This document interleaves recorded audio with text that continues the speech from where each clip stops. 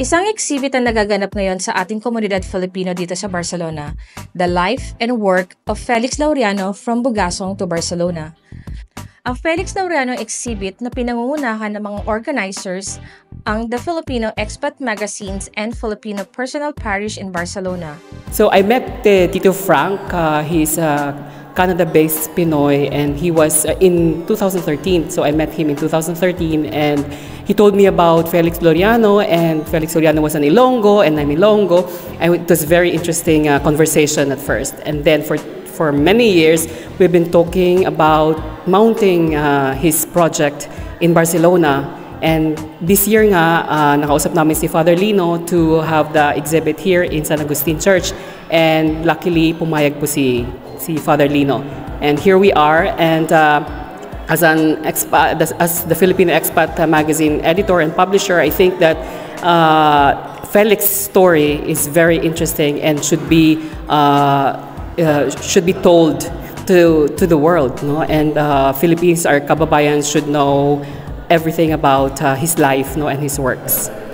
Sa panimula ay nagkaroon ng ribbon cutting at sinundan ng panimulang salita ni Father Lino de Castro. I'm so proud that I am part of this, to know someone unknown, no? To know someone unknown, especially Filipinos. So before many years ago, there is already Filipinos who are traveling and giving their best for the world. No? It's just a silip. You know what is a silip? It's just a view, no, of the world before. No?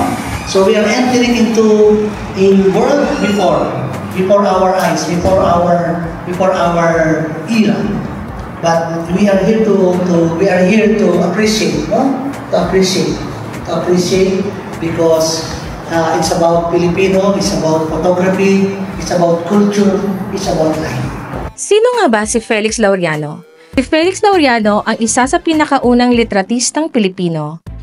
Siya ay isinilang noong ika-20 ng Nobyembre taong 1866 sa bayan ng Patnongon, Antique.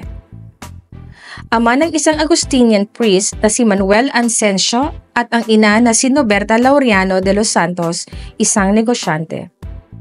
Si Felix ay lumaki sa bayan ng Bugasong sa katabing bayan lamang ng Patnongon dahil doon i-assign ang kanyang ama bilang kura paroko noong 1860. Lumaki bilang litratista si Felix at noong mid-1880s nakapagpatayo siya ng sariling photo studio sa Iloilo City. Ang kanyang mga larawan na ibinahagi ay ang pagpapakilala ng buhay sa Pilipinas, the life in the Philippines at the end of the 19th century. Sa taong 1887, sa edad na 21, naganap ang kanyang kauna-unahang exhibit sa Madrid. May 40 litrato ang naka-exhibit sa Exposición General de Filipinas in Madrid. At nagtrabaho rin siya bilang isang press photographer para sa ilang prestihiyosong mga magazine Espanyol. At noong taong 1888, ang kanyang mga kuhang litrato ay na-exhibit din sa Barcelona Universal Exposition. Nakapagpatayo din siya ng studio sa Las Ramblas sa Barcelona. At sa taong 1892, lumahok siya sa isang Exposición Nacional de Industrias Artísticas kung saan siya tumanggap ng sitasyon for his work. Kinilala ang kanyang kauna-unahang photo studio ng La Solidaridad at sa La Vanguardia in 1893. Nakatuon ang kanyang akdang litrato, katulad ng En el Baño, na ang ibig sabihin sa Tagalog ay sa loob ng paliguan, at Cuadrileros, mga manggagawa sa ating wikang Tagalog. Ang iba ay sa hugis ng tao, mga sabong at turohan, isang pagtatanghalan taong torero at ng bakang toro sa Pilipinas. Siya rin ang naging pinakaunang litratista na nakapagpalimbag ng isang aklat ng mga litrato tungkol sa Pilipinas, ang Recuerdos de Filipinas o Mga Alaala ng Pilipinas sa Barcelona noong 1895 na kinonsidera na the first photo book by a Filipino. Laureano, in the present times, si Felix Laureano ay patuloy na hindi nakikilala ng karamihan sa mga Filipino bagamat ang kanyang mga litrato ay makikita sa Philippine and Spanish prints bago ang 2008 publication of Recuerdos sa wikang Ingles. Napakaunti pa ang nalalaman natin sa buhay ni Felix Laureano at ilang mga scholar ay kilala siya bilang isang Spanish photographer.